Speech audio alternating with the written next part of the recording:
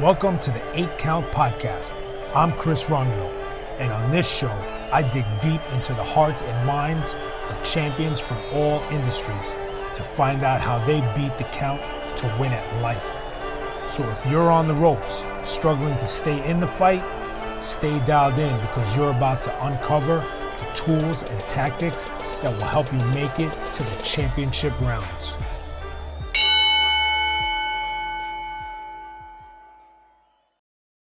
My guest today dedicated 38 years of his life to the NYPD as a police officer, commanding officer of Brooklyn South, and as a 3-star chief of transit. After retiring in 2018, he took on the duties of chief of staff of a renowned global security firm, SilverSEAL, where he was responsible for staff development, including leadership development training, executive coaching, program development, branding, and marketing. Now, as he enjoys his private leadership development business, he is taking his 38 years in law enforcement and mentoring powerful leaders in the civilian and corporate sectors. Joe Fox has thrived through many adverse moments as an officer and a chief. But today we will also hear how he fought through contracting the COVID-19 virus last month. This is an 8 count that Joe is standing back up from, as we are all negotiating these times in our lives as well, in some way or another.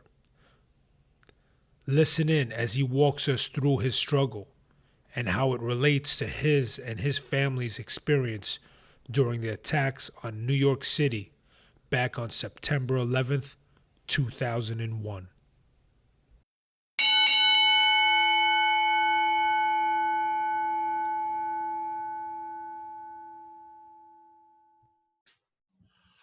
Okay, guys, welcome back to the 8 count. I am blessed and honored to have Joe Fox with me. Welcome, Joe, to the 8 count. Thank you, Chris. Thanks so much. I was looking forward to this, and thanks for your patience. And we've been talking about this for a while, and the world changed from when we were first going to do this till now, but here we are. Yeah, it changed is definitely an understatement, I would say. Yeah, but no, it definitely things have been keeping us on our heels, right? Yeah. So I want to get right into it. I want to start with a little excerpt from a blog post that you put up recently, and Thank you. And it was very, very, very insightful and very refreshing to read your blog post. Thank you for reading it, and thank you for those comments. So you said, and doing so will not only focus our attention from ourselves to others, but can bring us to a higher spiritual state of true empathy and love. And in our isolation, we can also access gratitude for all of the activities and connections we do have in our lives, those we have had before this fell upon us, and those that we will have again.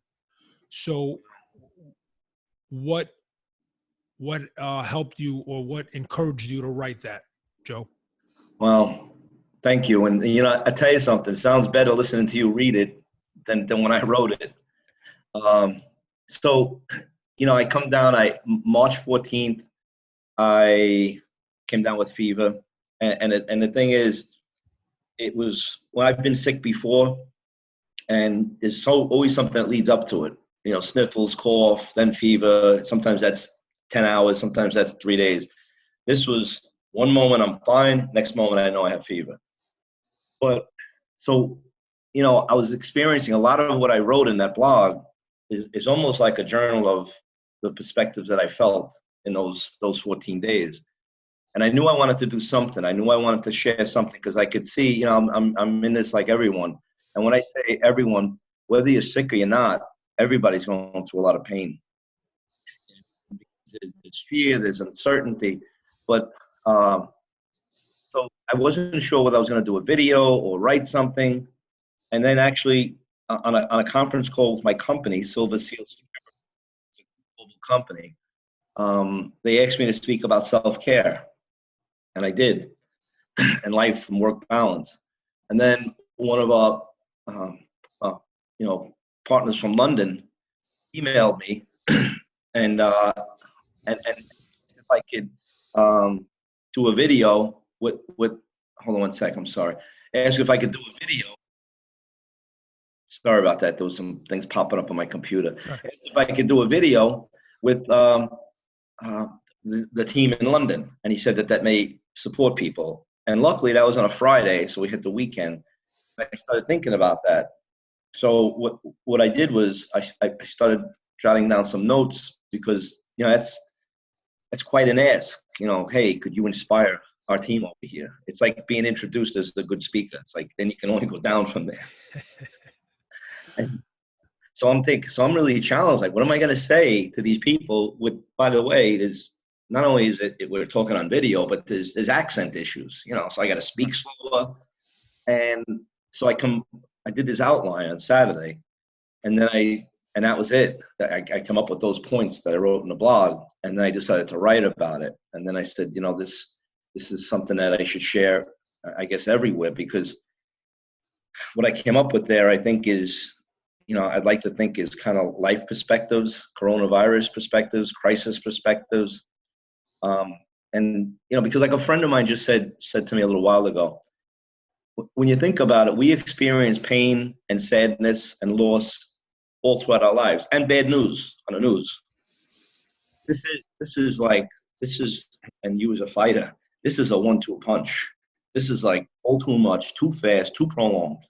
So that's where I come up with those, those succession of comments and thoughts and perspectives. And in particular, the one you wrote about, it was a strange feeling. I'm in this apartment. I'm lucky enough to live in an apartment on the boardwalk in Rockaway. And it's funny, I'm living out here 7 years now. And a lot of times I'd say to myself, I wonder if it's possible to ever get bored of looking at that ocean.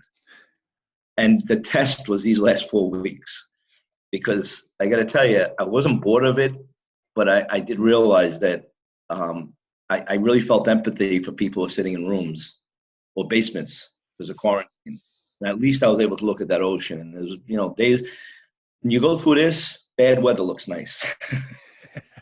When it was raining, it looked good to me. So I'd walk around this apartment. There were times where I actually set the clock and walked for 40 minutes, just walk around the apartment, because you need to do something. And I didn't have the energy to exercise. But every now and then I'd see people walking on the boardwalk on the nicer days. And I said, wow, those people are lucky. They're not sick. And when I said that, I realized I didn't want to sound like I'm whining over coronavirus. I'm not in the hospital. But what I thought is almost like we're split into two parts in our world and in our city. People who are sick and people who are not. And that made me think of people who have chronic illnesses and, children in wheelchairs. And I'd like to think I've always been an empathetic person, but there was just something about going through this and having that thought, seeing people walk on the boardwalk and thinking, I hope they don't get sick. And I thought of what that must be like for people who have chronic illness. And I felt this kind of empathy that I don't think will ever leave me. And that's where that paragraph came from. And when I talked about accessing a higher humanity, something, we were going to talk about comparisons with 9/11. Well, here's one, because that's one thing, one perspective in me that this whole crisis is giving me, and it's a good thing.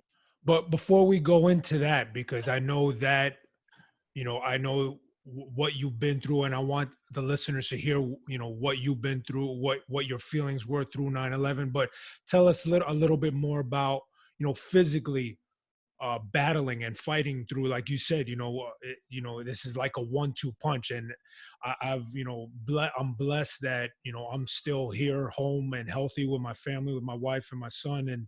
And, we're hearing stories every day of people like, like yourself, contracting this virus. But what was it like for you? Tell the listeners who might not, might not know anybody or not have, or are blessed also to have not been able, who are not dealing with it. That's a good question. And the first thing I'll say is that, you know, there are commonalities in just about everybody I've spoken to who has this. And on that note, by the way, anybody who thinks they have it or is going through it, I get a lot of messages on social media. You know, I welcome that. You know, I just throw out my cell number and we chat about it. So again, you know, similarities in everybody I've spoken to, but differences in everybody I speak with. And I'm getting that from the people I chat with, and I'm so appreciative that anybody who's reached out to me, not only for support, but questions. And there's a lot of people that are hurting out there, and they find comfort in just hearing about, you know, what it's like, because there's so much fear about what's going to be. So it's March 14th. I come down with fever. Now, in my particular case, I had 2 days of fever. Then day 3, I was a little out of it, but I know, and I'm thinking, wow, I must have that version that, you know, people don't even know they had it. Then all of a sudden, I started feeling a lot of fatigue. No fever, but a lot of fatigue. I mean, going to bed at 11 o'clock at night, waking up at 10 in the morning, and that's not me. You know, I'm a 7-hour, 8-hour guy and a good night. Coming out here, having something to eat, watching some news, which I'm going to get to, bad idea, and going back to bed for 4 or 5 hours. And it got to the point where intellectually I'm saying, hey, I'm wasting my day. But then I said, my body's telling me something. If I'm tired, sleep. And I wasn't ashamed to just get right back in that bed. And, you know, I've never lived a life like that, but I just felt that's the life I have to live now, because, you know, rest has got to be a good thing. So the other thing is there was some wheezing, and then the coughing started. The coughing started maybe day 5. And I'm lucky that, and this is something I recommend. I'm not a doctor, but a good friend of mine, Dr. Warren Wexelman, when I first came down with this, in case it wasn't the virus, he put me on antibiotics, which I don't think that did anything because it was the virus. But he also put me on a prescription cough suppressant that I took every day, even without symptoms. So when coughing did kick in day 5, which can be pretty challenging for a lot of people, and sometimes that's what brings you to the hospital. I think it would have been a lot worse. I'm sure it would have been worse if I didn't have that, you know, that medicine in me that I was taking regularly. That was kind of frightening, the coughing, because, you know, I had my daughter on the phone with me saying, you got to go to a hospital. You know, it became difficult to talk on the phone because you wanted to talk to people. You're in this isolation, but you don't want to worry them because they hear you coughing. And then I wondered, you know, I'm alone. So what, you know, what's going to be the triggering event that when or if I have to go to the hospital? And I was, you know, responsible about it. Like at least I was thinking that. And, you know, when I was going to bed, I wasn't coughing. It was all during the day. So I thought, at least I'm not going to, you know, wake up in my sleep struggling. But then the thing is, after day 10, 11, 12, you start thinking you're feeling a little better, then you're not, you know, and you're kind of rushing this thing. So give it its time. You know, my experience was 14 or 15 solid days. I'm hearing some people are not right for 17 days. And this is important, you know, just like I advise people not to focus on every time they read about a death from coronavirus or a hospitalization. Don't focus even on my case, you know, 14, 15 days. And like I say, it wasn't a joke. You know, it had its moments that were challenging, but there's so many people that are having a worse experience. But at the same time, there's a lot more people, and this is important, who are having a much better experience. There's people who talk to all the time that say, you know, it was the end of February. I wasn't feeling myself for a couple of days. I had some coughing. I figured it would pass. They probably had the virus. So what they say, that there's people that carry this and have it that don't experience symptoms, that's true. And I run into a lot of them. That's in particular younger people. And then the other thing is, you know, anybody over 60 and anybody with other medical issues and anybody with, you know, maybe dealing with weight challenges, they got themselves dead and buried if they get this.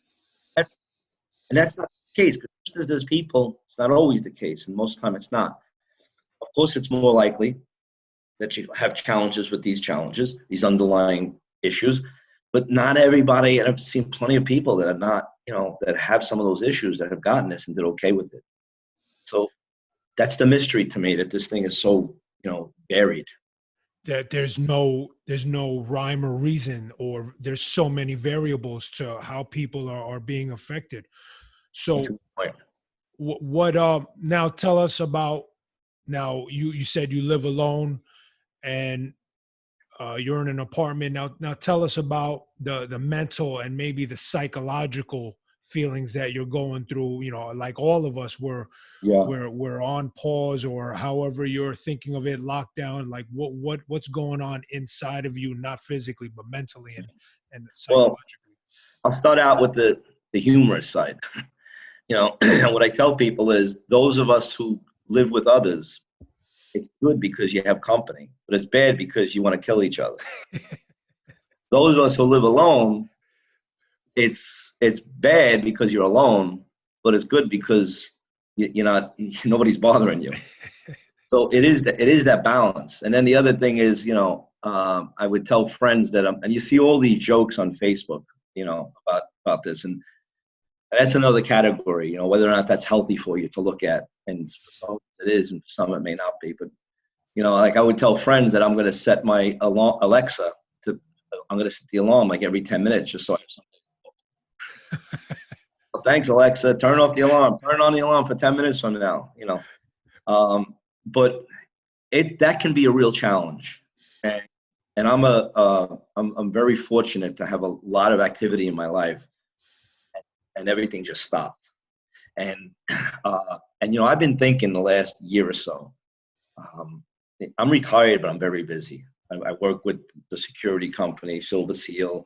I do life coaching. I do some leadership training, and I just do things. I go to the gym, and my days fill up. And I've been reflecting, thinking, at one point, because sometimes even my weekends are like working, because we can do that with our free time.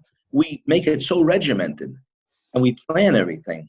And sometimes I'm thinking, let's just untie the knots and see what it's like to just go walk on the boardwalk for no reason, or just stand out there, or read a book, or sit and watch a little television, a little. And I wondered, like, at one point in my life, am I going to want that? And I got my answer this last 4 weeks. I don't want it now. I don't want it now. And it's tough. And I'm very fortunate because, my time is occupied a lot interacting with others, including texts from you and Sarah every day, checking on me, and the visit with the food. The cookies. I'm not a sweets guy, but every now and then, one of those cookies that you got from Trader Joe's, man, I'm like, thank God I have this cookie. But that's what fills in the fact that people are checking on you. The fact that you wind up with a refrigerator that's more full now than it ever has been, in the years that I've lived here because of kindness like yours. And then the text messages from people, they matter, they count. Checking in on each other is big. And I guess my call to all of us is continue to do that. And then with me, I'm very, very fortunate that I'm very active with social media, and I'm so appreciative to every single person who's on there with me, because I feel like I feel like an obligation to put out positive and hopeful messages, and that's what I've been trying to do these last 4 weeks. So that makes me back to empathy. It makes me feel for the people, who may not have that. It's difficult. And like a friend of mine just moved, from a busy area in the city to a quiet area out in New Jersey, and it was already an adjustment before this fell, and now this came down, and it's tough for people who just don't have these other things happening. And it reminds me, how does this expression go? It's a quote: "To the world, you may be one person, but to one person, you may be the whole world." I like that.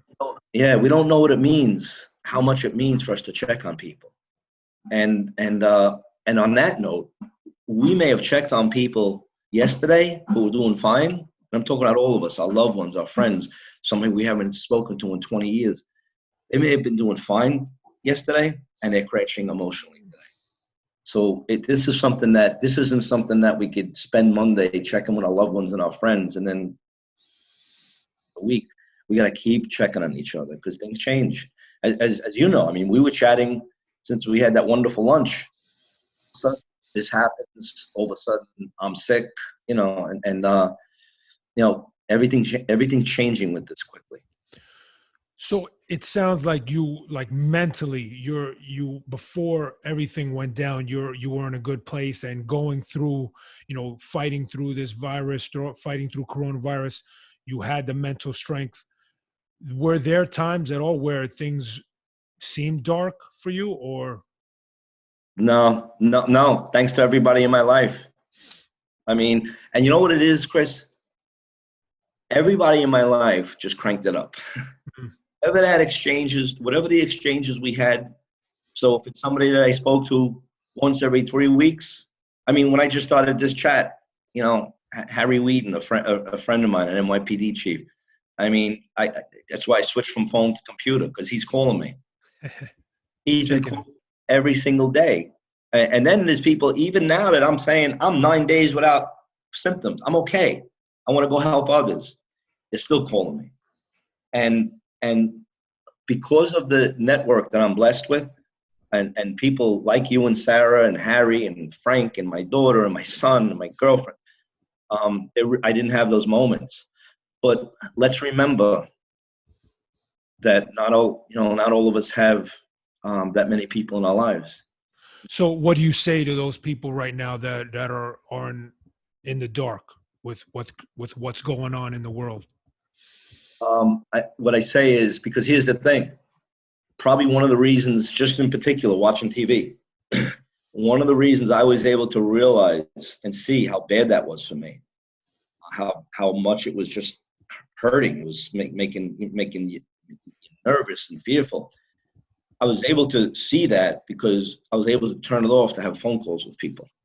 And I was able to mute it so I could do talk to text and answer a text message. So whether you have one text a day in your life or 100, for me, watching the television is toxic. It's absolutely toxic. I mean, I went from watching it all day to watching it less, to putting it on, I'm going to watch 10 minutes. Now, I either put it on for a minute, and as soon as I see the word coronavirus, bam, it's off. 6 seconds. Because is there anything that we really need to know today that we don't already know about this? I mean, think about it. We need to know that a 42-year-old healthy man just passed away. We have our own people in our lives that are sick. And by this point, all of us know somebody either knows somebody who's died or is in bad shape. It's like I mentioned in the blog, like the 9/11 anniversary, the program is on where they read all the names. I go there because my daughter reads my nephew Michael's name. He was a firefighter. But I go there, I say hello to the other families, I support my daughter, and I leave. Now, does it mean I don't care about the other people who perished and their families? Of course I do. I lost one myself. I'm connected to these people and all the people who feel that pain on that day. But I have enough of my own pain on that day. I don't need to watch everybody read a name. It just doesn't. It's too much. It's too much, and it's like that here. Do we even? I used to look at the New York Post website. That's how I got my news. 40 times a day. It's right on the on my phone. 40 times a day. Scan through it. Anything new happening, and then I found that now that's hurtful. Because all I'm saying is coronavirus, coronavirus, coronavirus. 42-year-old dies, baby gets coronavirus. Now they got a tiger getting coronavirus. I mean, I hear he's doing well, but we have enough of our own stress and fear and uncertainty without it's almost like, would you have somebody sit in your living room next to you and just keep whispering in your ear, you're going to die, you're going to get sick, the world's going to come to an end, nothing's the same, you're going to lose all your money. We wouldn't do that. So, but we are doing that with the things we choose to expose ourselves to. So you mentioned 9/11, and I know I've heard you on other podcasts, and if you feel ready to share, tell us about that and how that was your count, so Yeah. many years ago now, and what happened during 9/11. I know you were head of transit you were chief of transit at the At the time. time, I was Brooklyn South, actually. Oh, sorry. Oh, you were Brooklyn South, and you know, yeah. Tell us about that so the listeners can understand that, you know, what happened back then and what's happening now. It's, you know, this is what happens in life. We get hit, you know, and we just don't know when we're going to get hit, but we're going to get hit. Well, let me start, and thank you. Let me start from far away, macro, I guess they say. Um, you know, those days and months and years after 9/11, I thought, okay, this is the biggest event in my life and our life. And whether I live to be 80 years or 120 years old, this is going to be the event. And then I started to think, you know what? It was bad. It was painful, especially for our country. Um, but then I started to think, life is a lot of 9/11s. And when a 90-year-old grandmother dies of natural causes in the hospital, ground zero becomes that hospital room for that family, and then it becomes the wake. Um, but those are all private 9/11s. This was a shared. This was all of us, really the world, especially our country, hurting together. And we get back to, you know, that day. My daughter Liz was in grammar school, and they had I'm not sure what you call it. You know, where the parents come in and watch a little bit of the class, and you know, open school Or like a talent show, or just like it was because it was the beginning of the school year. oh, okay. In that school, they had a day where, you know, the parents just come in and sit in the back, and you watch the class. Right. Oh, okay. All right. So I went in there, and you know, I saw at the time we had a SkyTel pager, and all the plane crash hit the World Trade Tower. Now there was two sets of people when that first plane crash happened. There was those cops, non-cops, you know, just people who knew it was a terrorist attack. Then there were those that thought it was a plane crash. I was one of those that thought it was a plane crash. But it was still a big deal, and I wanted to get there, but I wanted to see this moment with my daughter, and I waited until she handed. And I said, okay, I've seen enough. I want to go get to work. And then by the time I get down to in front of the school, I saw the second page that the second plane hit, and I knew it was a terrorist attack. So I run down the block home. I used to go to work in uniform. I was the chief of Brooklyn South, and our office was on Snyder Avenue, right off Nostrum. And I threw on my uniform, and we got this command, this order, that if you're not in down there at the site, don't go there. And that was the first feeling of helplessness, because I wanted to be there, but I understood the order, you know, because we had to worry about other things happening. And how do you prepare for that? You know, how do you prepare for another plane hitting, you know, the Brooklyn Museum on Eastern Parkway or something? But I threw on my stuff and I started heading in, and with some ideas. I was calling the office and, you know, giving out some thoughts and seeing what we're doing so far. But I'll never forget. So I'm going down Flatbush Avenue. So I come off Quentin Road. I'm on Flatbush Avenue. So Flatbush Avenue runs straight. You can take it all the way to Manhattan. But I got to turn off at Rogers, because that's taking me to my office. So I'm on Flatbush Avenue, Avenue P, Kings Highway. Every now and then I see a car, private vehicle, running a light. So it's funny that here we are with this major catastrophe, but some of your instincts still kick in. So I pulled up next to one of them and hit the siren. It was a Crown Vic I was driving, and looked at the guy like, you know, what's up? And he held up a FDNY permit, and I just said, go. And then we had this. It became like a little caravan with me with my lights on.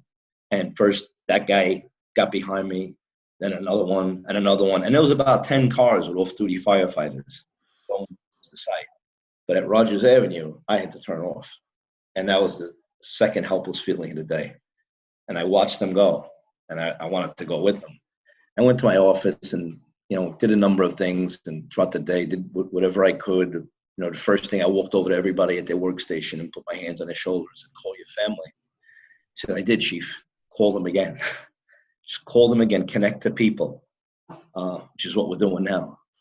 And then I was standing next to then Inspector Steve Paragallo, and TV is on, and we were watching the tower come down, you know, the Southern Tower, which was the first one to come down. And and we hear a female voice on a radio, a police radio. Something, I forget the exact word, but something like 17th floor, I can't breathe.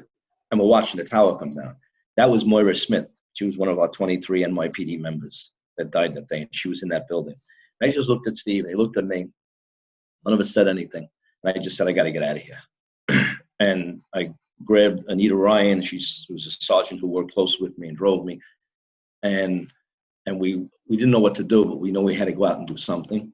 And then I got the call that they wanted me at the pier in Sunset Park, because there's likely going to be boats coming from Manhattan with injured people.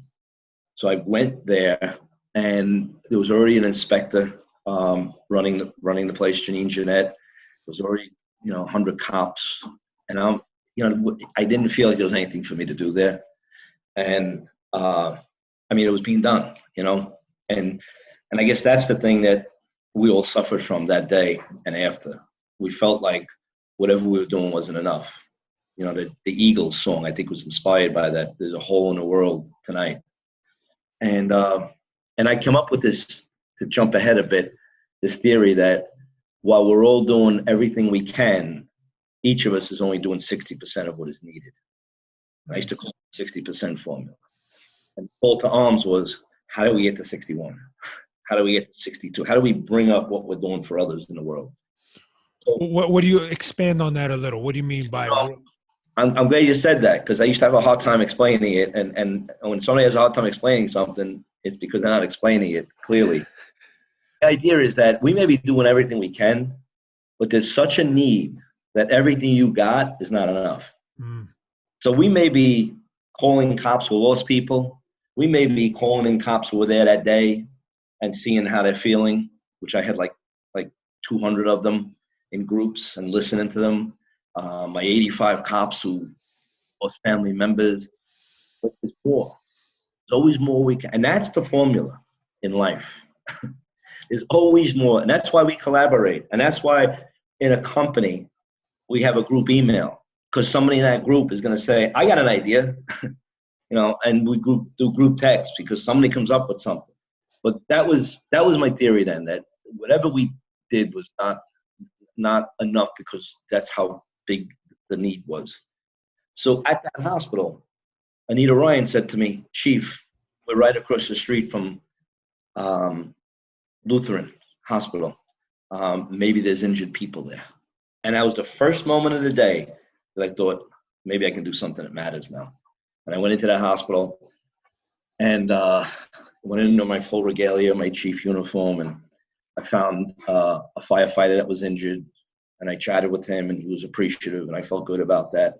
I found a cop, his first name was Victor, who was on the radio with Jimmy Leahy, who was one of the 23 who died. And he was down in the street saying, Jimmy, come on, the buildings are coming down. And that's what Victor was saying. Jimmy was saying, I'm okay, Victor, I'm okay. I got FDNY with me. I'm on whatever floor, da-da-da-da.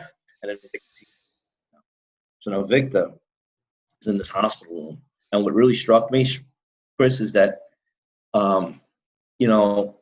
NYPD, when the cop, breaks a finger in a car accident, the whole world goes to the hospital. It's like this culture of caring. Yeah, captains there. He was this cop by himself in a room. Nobody with him, because that's how strained we all were. And in fact, I was there before his father wound up coming. I stayed in touch with him, and then I saw two other police officers that were all tattered, and they were leaving the hospital, and they were going back up to Harlem. And then I saw another couple more firefighters. And then I went over to a firefighter on a gurney, because somebody told me that his whole company was wiped out. It was, I think it's one of the firehouse in Red Hook that I think lost 10 firefighters or 12. I went over to him. So now, while this is happening, I'm getting pages, from my SkyTel, from my son, who was at home then, saying that Aunt Ronnie called, my sister, and she's worried about Michael, my nephew Michael, who's a firefighter in Brooklyn. And I kind of wrote those off as a nervous mother, of course, but he's not there, right? Michael works in Brooklyn, and I'm not there either, so I don't know the depth of this, and I don't know fire operations, and I don't know that every firefighter in the city was there, even though I should have, because I saw those guys driving in off duty. So I go over to this firefighter, see how he's doing. And I got this very, appreciative, warm reaction from everybody I encountered that day. But he was kind of just stoic. And he looked at me and he just said, with all due respect, Chief, there's other people who could use your help. I'm okay. And that's the first time I saw, I guess, what they call survivor's guilt. He almost didn't feel, I can't, know what he was thinking, but it appeared to me he almost felt that he wasn't worthy of support because he's alive and he's there. So I walk away. I come back after walking 10 feet away and say, excuse me. And this was my first self-serving moment of that hospital visit. I says, where was your firehouse? Because I know he lost a lot of people. And all I heard was the word Brooklyn. And I walked away from there scared and worried. And I walked into that hospital in command and in control to help others. And I walked out really frightened and worried about my nephew. And I went and started making inquiries as best I could to see if I could figure out whether he was there. And then got this call. Now it's maybe 3:30. Got a call that they want all the chiefs to go to headquarters at 6. And I go to. I was hungry. So there's this restaurant I used to be called Nino's on Union Street by the 7-6 precinct. So I said, Anita, let's go to Nino's. Now, as we're going there, I'm really conflicted because I just don't like the image of sitting in a restaurant with this happening. But I'm hungry. And I'm really torn. And we get to Nino's, and they were closed. And I was so relieved because I just didn't feel right about going to the restaurant. We went to a pizzeria that was probably as big as your average closet. Stood on Court Street, ate a slice of pizza, and people, strangers, were walking by, coming over to me, saying, God bless you, thank you for what you do. And I've never seen that before. Maybe some of my brother and sister firefighters have, but as a cop, you don't get that too much in the street. And people were just stopping in the street. So I wasn't even grasping how big this was yet because we were going through it, like today, by the way. And then I get to that meeting. Then my page is going off, and I go to a phone, and I call my sister, and she told me Michael was definitely there. Then I went to the site at 11 o'clock that night, went to pick up my mom at home first, right after that meeting. What did that feel like when you first got that word? Can you describe that? Yeah. It was shocking. He was 31 years old. And when people would say to me, how old was your nephew in those days after? I'd say 18, 19. Like my mind got paralyzed. And I didn't think of him as Michael, the 31-year-old man, firefighter. I thought of him as Michael, the kid, who was born when I was 13 years old and who I loved. And I don't remember crying, but everybody was handing me tissues. And I just, sobbed all the way in the car across the Brooklyn Bridge. I couldn't believe it. I couldn't believe that this worldwide event there. It was just surreal.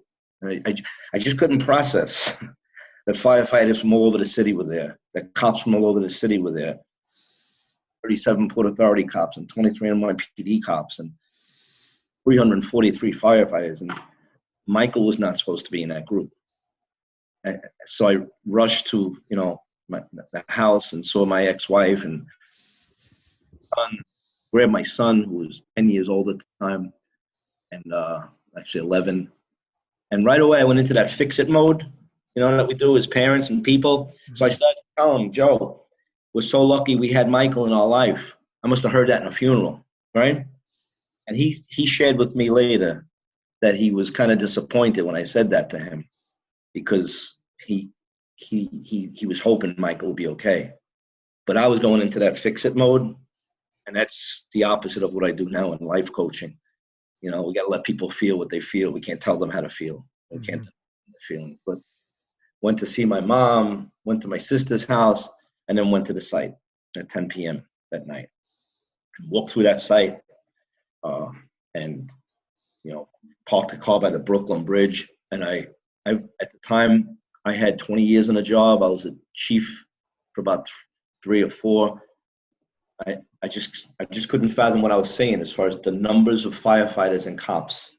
It was just from that walk from the Brooklyn Bridge down to West Street, down to the site.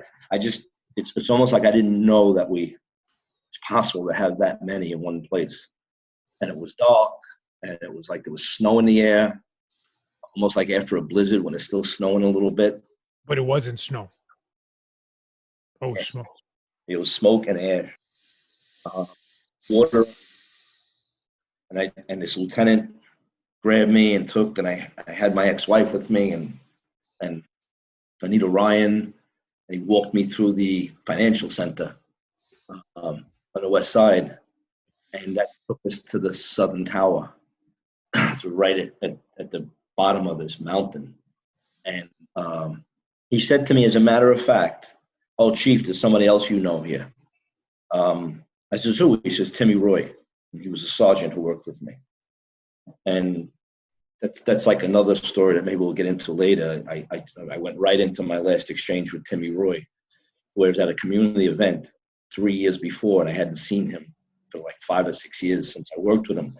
He kept respectfully saying off in the background, and I said, "Timmy, wait, I'm right with you, Timmy." And I said hello to this lady from the community, and that guy from the community, and this guy, and I turned to Timmy, "Timmy, don't go." And I just doing all these hellos, and Timmy, and like we do at busy events, all of us. And turned around, Timmy was gone. And I didn't think much of it then, but I'll never, ever forget it, because that was my last moment that I would have spoken with him. And he stood there so respectful, say hello to me. And I let all the distractions of all these other things. And that's why today at events, crowded events, and this I wholeheartedly recommend, when I'm speaking with you now at an event and there's people standing over there, I'm just with you. And I'd rather have meaningful exchanges with 5 people at a party than quick hellos like I did that day at the expense of me saying hello to Timmy with 40 people, or whatever that was. So I at that point, my first thoughts were, I knew Michael was there, and I knew I'd never see him again. And I don't know whether that's a good thing or a bad thing, because my family had hope. But I lost hope at that point. And I actually thought of Chief Patrick Brennan. He was a legendary leader in Brooklyn South, and he died right after he retired, after doing about 40 years of cancer. And I'll never forget the funeral. His son Martin spoke, and it was so powerful that, like, we all left, and people were calling their wives and calling their kids. Thought, I have to do that for Michael at his funeral. And I tried to months later in October. So that was quite a hit. But then something happened, and this may be the moment. I guess, like, I've watched boxing. I know, sometimes you get down and you don't get up, and sometimes you get down and you get up. And I think that's the theme of what your podcasts are about. And yeah, I mean, you're leading right. You're basically going right into the question I was going to ask. But yeah, what does it take? Like, what's that moment that you say, all right, reality has hit me harder than anything I've ever experienced with, especially during 9/11. Now what? So this is amazing. This is almost like sitting with the therapist. Sometimes there's things that just come up with an exchange with people never thought of before. And I've thought about 9/11. I've written about it. I've shared this. I've done a speech. And it's not until this moment, whatever day this is, April 8th, that I realized what that moment was. And it was because over that next day or two, everybody came to me everywhere I went. Sorry about your nephew. Sorry about your nephew. Sorry about your nephew. And of course, when someone says that, what's your response? Thank you. Did you lose anybody? Thank you. Did you lose anybody? And the answer was always no. And then the second day, I said to Sergeant Diane Colvin, who I'm still in touch with, and she was my admin sergeant in Brooklyn South. I said, Diane, can we poll the commands and see if any of our cops in Brooklyn South, it was about 2,500 of them, lost anybody?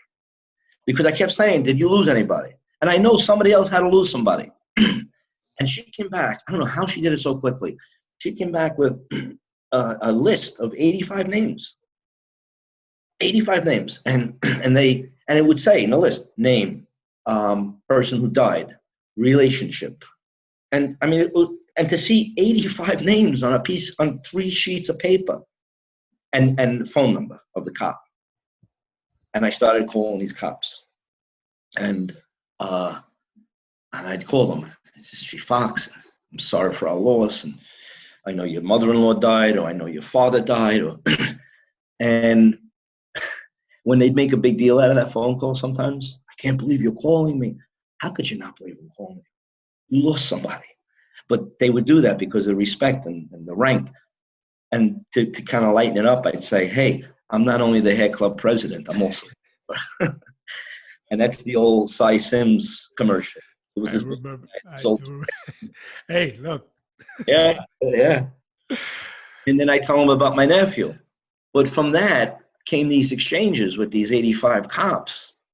And then I realized that we had what we call 1 and 8, 1 sergeant and 8 cops from each of our commands in Brooklyn South that were there when these towers fell. So I called up Mike Morrow, who lost his cousin Chuck, and he was a PPA delegate in the 6-2 precinct. Somebody that now remember, I'm only there a couple of years, but I'm really respecting him. And there was a few exchanges we had that I valued a lot in him. So I called him up as somebody who lost somebody and as a leader within the command.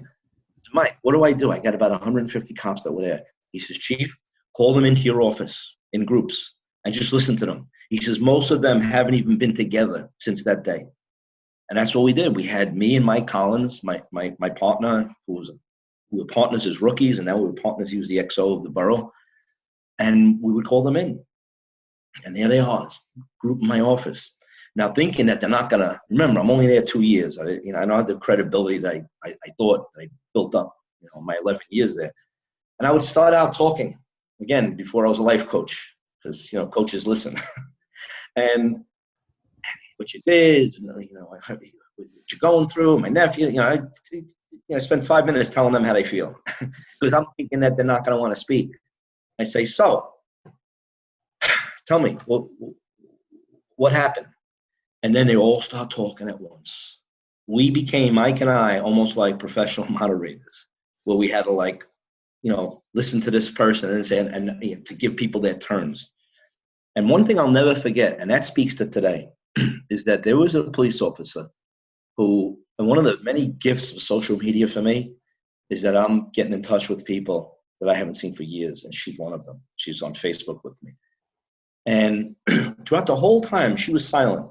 And she was in this group, and because we did these sessions over a 1-week period, and I saw, you can tell when you think somebody's holding back tears, you're not sure. So she didn't say a word. So we're all walking out of the office. I'm thanking them, and I go face to face with her up close because the cops are still here. And I look at her name. I says, so and so. I says, I think we have a friend in common. And I says, come on in. I take her in the office. And I'm standing 2 feet away from her. And I just look at her and say, this is the smartest thing I did in all those sessions where I did the talking. I asked a question. I said, are you okay? And she just started to sob. She started to cry for no particular reason. And that gets back to today because she was hurting and crying. She didn't lose a nephew. She didn't know anybody there. And she said to me, I'm just so sensitive and this is all so sad. And of all those exchanges I had, that's the most memorable one because she said it all. Because you don't have to have been there. You don't have to have lost somebody to feel this pain. You don't have to have coronavirus to feel the pain we're feeling today. But I think, speaking with you now, that was the moment that enough people said to me, I'm sorry about your nephew. I'm sorry about your nephew. And that something clicked when I said to Diane Colvin, gotta be able to cop, let me know who they are. And then that led to the first responders. And then that led to seeing all the love that was coming from the community to the precinct. What about the other 3,000 people? They're hurting the same pain we are.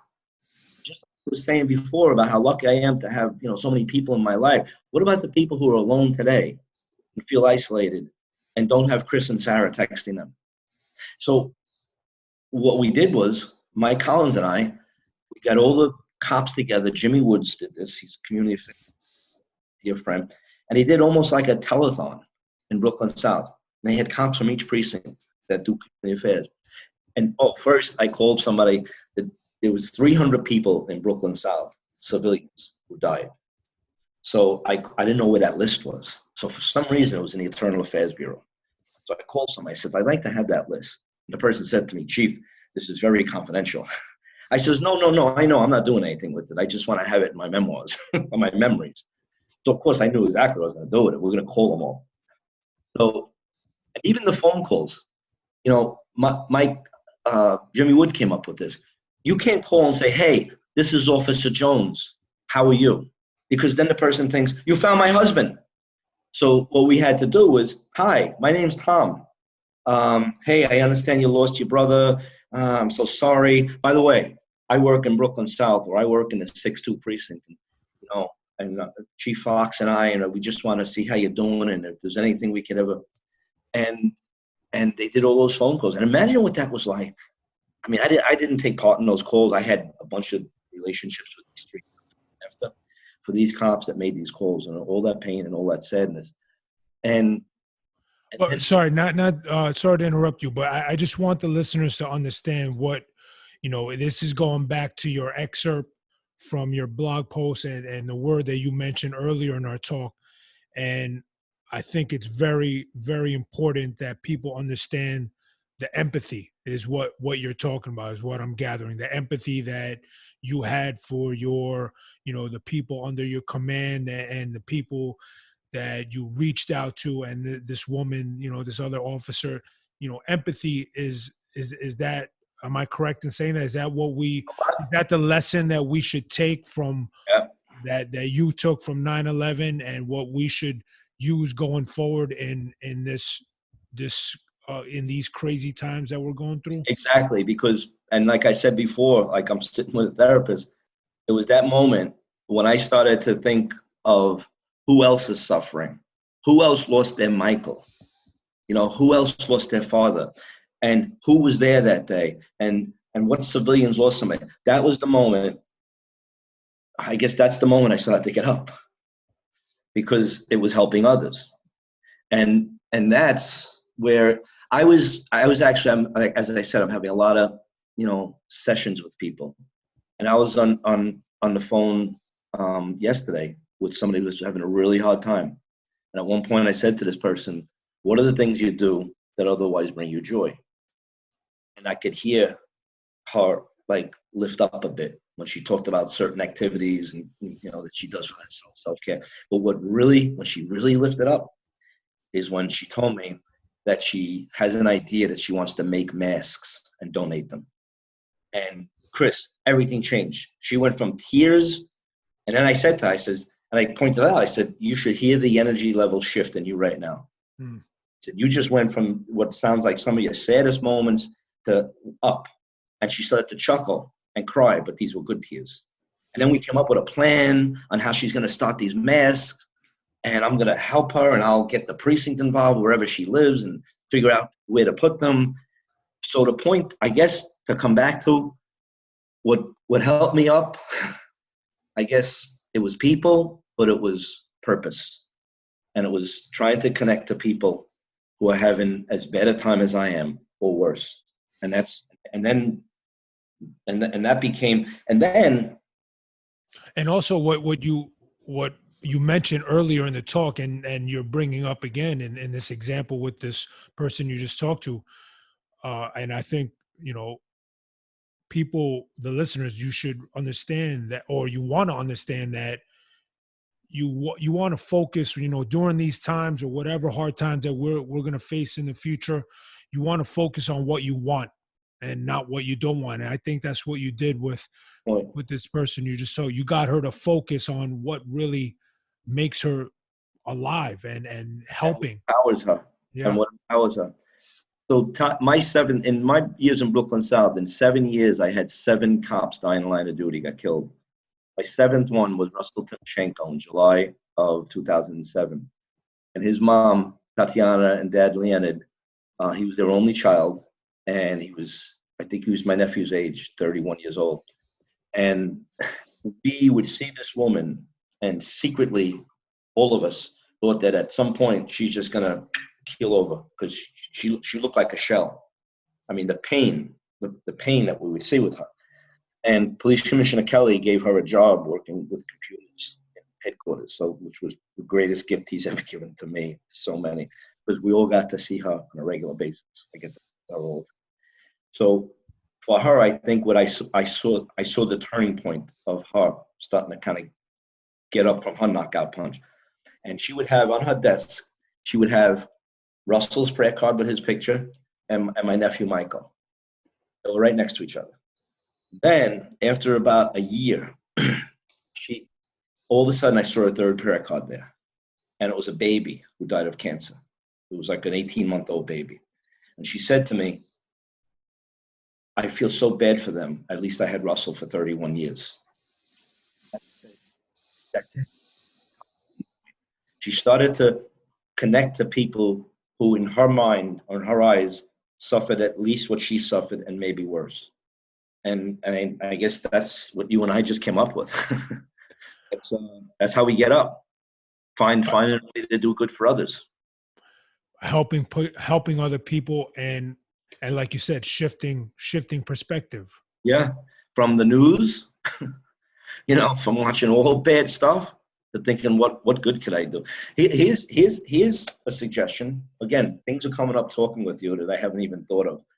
But what I find is the limited times that I'm walking, the neighborhood, whether it's going into a store to get something all masked up and gloved, and again, I'm 10 or 11 days from symptoms. By all accounts, I'm good, but I'm still being very careful and my time out is very limited.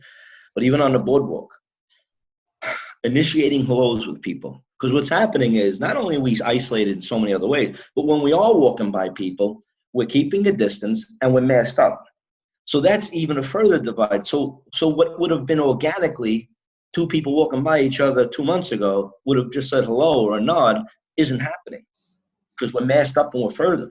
So what I'm doing when I'm encountering people, I'm just like, how you doing? Or a thumbs up. And sometimes they don't even hear me because I'm coming from the mirror. Hold on. And here's something. They'll look. They'll smile. You see the eyes. They'll give you a thumbs up back. But guess who feels better in that exchange than that person may? Me.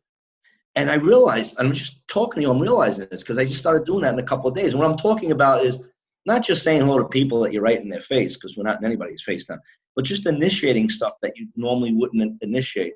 And I tell you something, that's something that we can do one person at a time. And to the people who, walk away from the TV, stand on your corner. You just sit on your porch, go down into the lobby of your building or in front, safely, covered up, masked up, keep your distance from people. But just nod to somebody and see how good that feels. Because that's what we're losing here. Because after 9/11, what do we do as humans? We connected.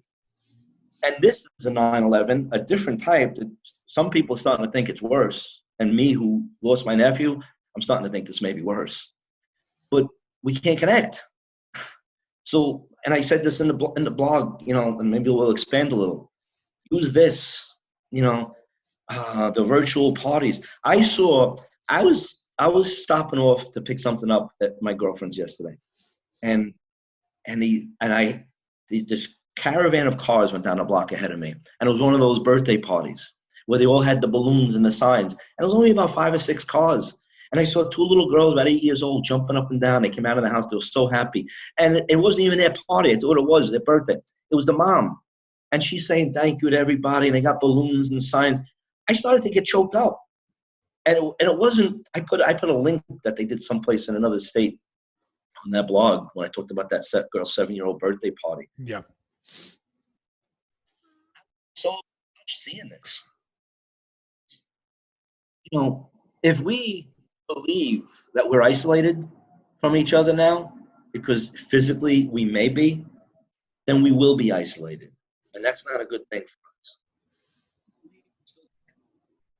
Finding ways to connect, whether it's standing in front of your building and saying hello to a stranger walking by, or using texting more, or using the phone more, or making calls, or going through your contacts. You're going to see people that you kind of forgot how important they are to you, and checking in with them and then doing it again. We can compensate for this isolation and not feel so isolated.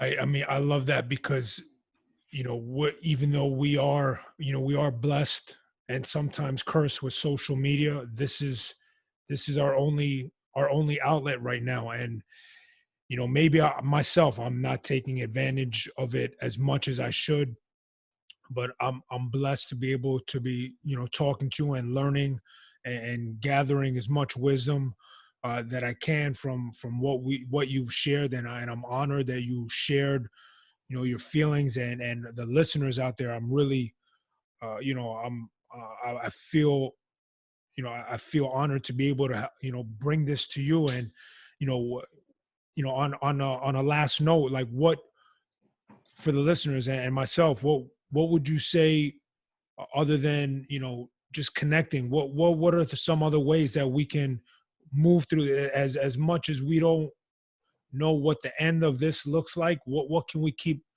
What are the things that we can keep doing and keep moving forward and not thinking about what we don't want? Yep. Well, and thank you. And I'm honored, by the way. This has really been really special. And um, uh, just one footnote on social media, because there are people that, because it's curious, because I'm saying stay away from the news, stay away from the news, but I'm posting something every 2 days on social media. There's a way of using social media, and here's how it works for me. Look at your friends, look at the post, but you see an article with a commentary that says this senator is an idiot and this president is this and this governor is that, and pass it by, pass it by, pass it by. The jokes, some of them are funny, some of them are tasteless. If they work for you, if they make you happy, fine. If not, pass them by, and you will find something that works for you. Something that's encouraging, something that makes you feel good. Don't open and read everything just because it's in front of you. Exercise control of what we expose ourselves to, and recognize that this is an opportunity for us to do for each other in ways that mean more than it would have 2 months ago, and cherish those opportunities and seize on them. And they could be as simple as walking outside and waving to a stranger, or texting a relative, and the other thing is recognize that things may change for us in life, what we do, whether it's in how we shake hands, I don't know. But people keep saying the new normal. This is not the new normal. And if you have to write that all over your apartment and write it on your hand, because what this is despair, this is fear, and this is anxiety. And human beings are not meant to live that way. And with each other's support and love, we will not. So whatever changes in life, there may be things that change, but we will adapt to it, and we will become the same loving and connected people who prosper emotionally and spiritually and physically. And it'll happen sooner than later. I know this. I know this. I believe this. I mean, we're seeing it now. This is what we're doing. So, Joe, on that note, again, I am grateful for being able to sit here and talk to you. And, going forward, I want to stay. Obviously, we'll stay in contact, and for the listeners out there, listen to this, once, maybe twice, and take what you need to keep moving forward, because this is a fight, this is a battle, and like Joe said, we can't do that if we don't have empathy and connection and just care, care about the small things in life. So thank you, Joe. thank Really you. appreciate it. This was, you have no idea, and I had no idea how impactful this would be on me. So I can't tell you. This is like 20 therapy sessions in one. Well, I mean, I appreciate you feeling like that. Thank you, Chris. Thank Glad. you. Same here. Thank you. So today I want to leave you guys with something I came across in the information, the wealth and the influx of information we've been getting over the past month or so. Something that really resonated with me, and I'm sure it'll resonate with you as well. It was written by Arundhati Roy. Historically, pandemics have forced humans to break with the past and imagine their world anew. This one is no different. It is a portal, a gateway between one world and the next. We can choose to walk through it, dragging the carcasses of our prejudice and hatred, our avarice, our databanks and dead ideas, our dead rivers and smoky skies behind us. Or we can walk through lightly, with little luggage, ready to imagine another world, and ready to fight for it. Stay safe, stay healthy, wherever you are in the world, and beat the count, win at life.